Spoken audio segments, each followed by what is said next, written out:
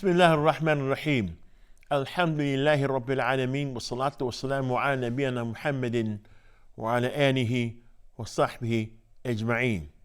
Dear viewers, Assalamu alaikum rahmatullahi wa barakatuh, and welcome to our program, A Healthy Dialogue in Islam, how to have a healthy and productive dialogue according to the teachings of the religion of Al-Islam. Dear viewers, good behavior still is the main ingredient, the main bridge, the main connection between people is good behavior. And when we talk to one another, people who have the best behavior with one another give each other personal respect, positions, respect their elders, respect for children.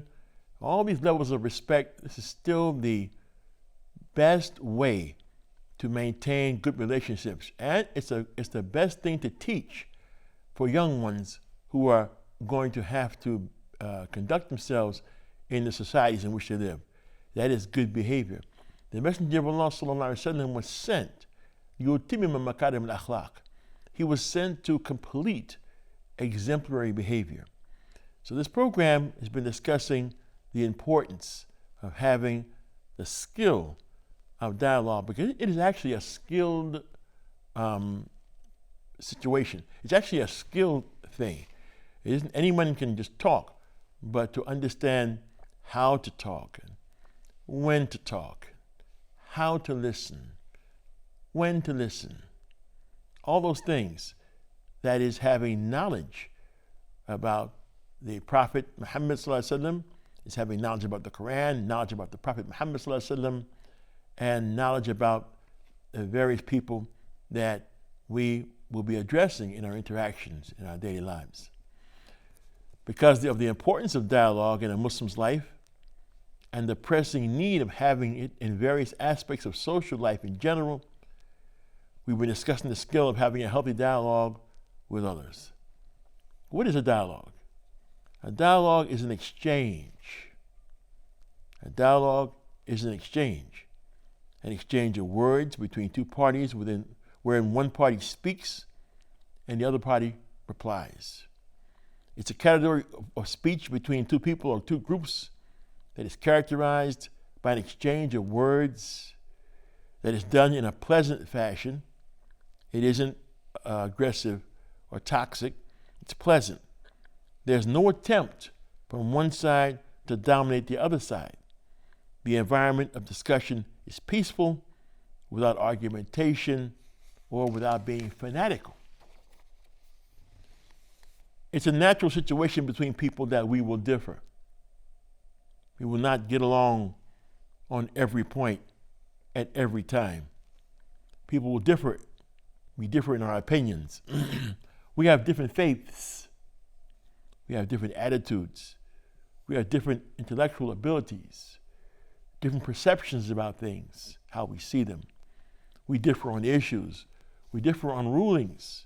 And therefore, we need to be able to apply the skill of how to interact, the skill of what's known in Arabic as al-hiwar, how to have a positive dialogue with one another. In past episodes, we've discussed as good ingredients in a dialogue the use of wholesome speech, kalimat al-tayyibah, very important. To speak with the best speech, to speak with pure speech. Being a good listener, also very important, allows a person to understand before trying to rush ahead and be understood in a discussion. Having a merciful attitude during a dialogue, not on the attack, but being patient enough to get a point across, even in some situations that could be tense. Keeping a peaceful voice tone, not raising the voice. إن أنكر الأصوات لصوت الحمير, because the worst sound, the harshest sound, is the sound of a donkey. And when you raise your voice at someone, you cause them, in some cases, to go on defense. A raised voice at people sometimes makes them feel attacked. Avoiding the excessive use of the pronoun I, saying that I am so-and-so, or saying that I own so-and-so, saying that I possess certain special qualities during a dialogue. It's arrogant. And as people of knowledge point out, in the Quran, 3 great oppressors used that very pronoun: Fir'aun, Qarun, and Shaitan. Being truthful when having a dialogue. Always remain truthful. The truth is the foundation of all good things. Having a sense of true justice during a dialogue. The idea, the main goal behind discussion is to arrive at what is true. And so if the truth comes from your mouth or comes from the mouth of the person that you are speaking with, it shouldn't matter. The person is being truthful. Also, truth, as Muslims, truth can come from other than Muslims. And so, as long as we recognize it with knowledge that it is the truth, we will accept it. Today, we're going to talk about humility, at-tawadu', being humble. The opposite is being arrogant and proud. Humility in speech and action is valuable. It's a valuable human trait. The Quran and the Sunnah of the Messenger ﷺ say a number of things about the advantages of humility and the dangers that are in being arrogant. Allah Azza wa Jal says, أعوذ بالله من الشيطان الرجيم بسم الله الرحمن الرحيم وعباد الرحمن الذين يمشون على الأرض هونا وإذا خاطبهم الجاهلون قالوا سلاما. And the slaves of the most beneficent, Ar-Rahman, Allah, are those who walk on the earth in humility and sedateness. They're at peace. And when the foolish address them with bad words, they reply back with mild words of gentleness, such as what happened to the Messenger of Allah ﷺ when a group of men said to him, Assalamu alaikum. And it was death to you. It was rude. It was obscene. But his response was not to reply to them with the same sort of rudeness and obscenity. He said, Wa alaikum. Wa alaikum. Whatever you meant for me, may the same be to you. But the words themselves, they were mild, and they were gentle, and they weren't obscene. And Allah says, ادعوا ربكم تضرعا وخفية إنه لا يحب المعتدين. Call upon your Lord with humility and in private. Verily, He does not love transgressors. And Allah subhanahu wa ta'ala says, واذكر ربك في نفسك تضرعا وخفية ودون الجهر من القول بالغدو والأصال ولا تكون من الغافلين. And remember your Lord by your tongue and within yourself humbly, with fear, without loudness, in words, in the morning, in the afternoon, and do not be of those who are neglectful. And Allah says, ولا تصع خدك للناس ولا تمشي في الأرض مرحا إن الله لا يحب كل مختال فخور. And Do not turn your face away from men with pride, meaning arrogance, and don't walk in insolence through the earth. Verily, Allah does not like an arrogant boaster. And this is found in Surah Luqman, and this is among the advices that Luqman gave to his son. In this verse, Luqman is instructing his son how to have humility in his speech and in his non-verbal reaction to others, and to avoid speech and actions that are off-putting in discussions and dialogue. Among those things, to avoid frowning and disrespectful facial expressions when addressing others, as well as speaking in an arrogant tone as though you are more important than others. And you want to speak to your small children about this very thing. Because at times, when adults speak to children, they sometimes roll their eyes. And they give you a look, some of them look at you defiantly, and have their eyes meet your eyes. So you want to discuss that with them. Explain to them they shouldn't do that they should have respect, listen to what you have to say, and then obey you if obedience is necessary. Do not strut arrogantly when you walk. And this is something that in certain cultures, strutting and walking a certain way, which indicates being tough, is something which is culturally acceptable. But actually, better behavior is to walk peacefully. Avoid boasting about the favors that Allah has given you, as though you have forgotten that you did not give these favors to yourself, and you didn't give these blessings to yourself.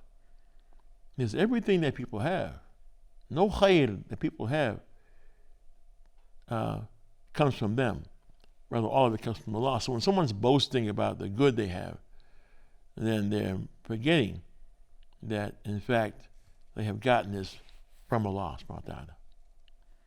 And Allah says, وَاخْفِضْ لَهُمَا جَنَاحَ الذُّلِّ مِنْ رَحْمَتِي وَقُلْ رَبِّ ارْحَمْهُمَا كَمَا رَبَّيَانِي صَغِيرًا. Lower to your parents the wing of humility out of mercy, and say, My Lord, have mercy upon them as they brought me up when I was small.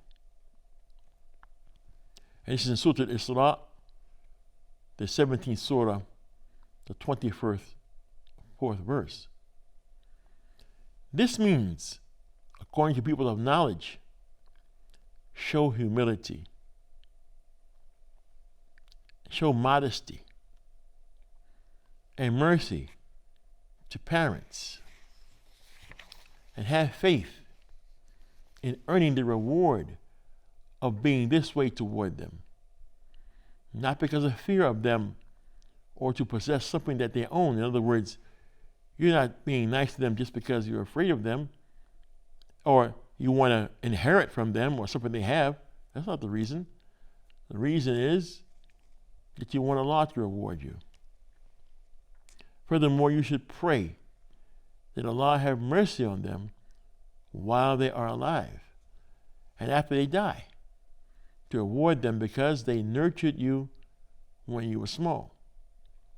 So when parents do a good job of nurturing, when they teach you, when they clothe you, when they house you, you should overlook their shortcomings as your parents and don't hold grudges against them. But you should ask Allah to have mercy on them because they took care of you when you were small.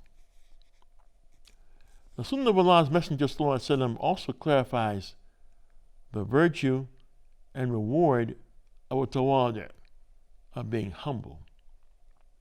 Haritha ibn Wahb reported, radiyallahu anhu, the Messenger of Allah ﷺ said, ألا أخبركم بأهل الجنة كل ضعيف متضاعف أو أقسم على الله لبره ألا أخبركم بأهل النار كل عتل جواظ مستكبر.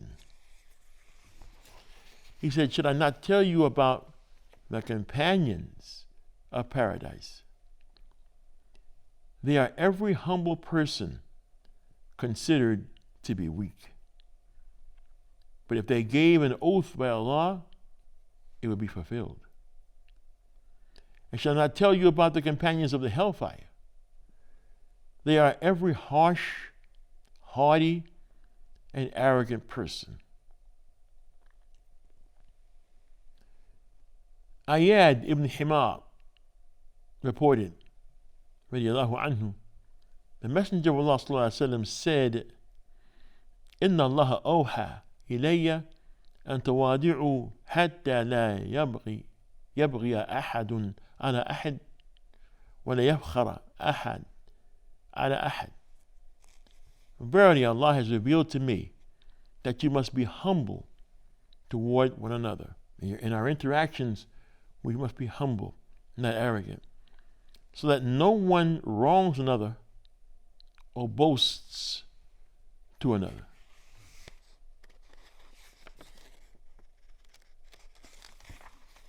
Abu Hurairah radiallahu anhu reported, the Messenger of Allah sallallahu alaihi wasallam said, ما نقصت صدقة من مال ولا زاد الله عبدا بعفو إلا عزا وما تواضع أحد لله إلا رفعه الله. Charity does not decrease wealth. No one forgives except that Allah increases his honor.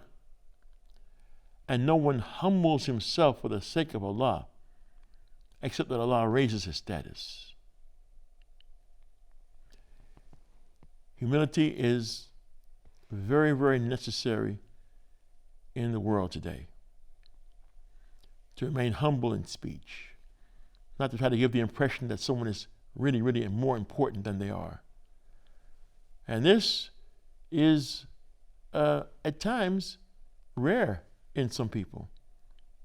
But inshallah ta'ala, if we remain steadfast in studying our book and the sunnah of our Messenger sallallahu alaihi wasallam in this way, and follow the examples that are in the two of those revelations, we should be able to, by the permission of Allah, remain humble and be able to have positive relationships and positive dialogues. This is what I have.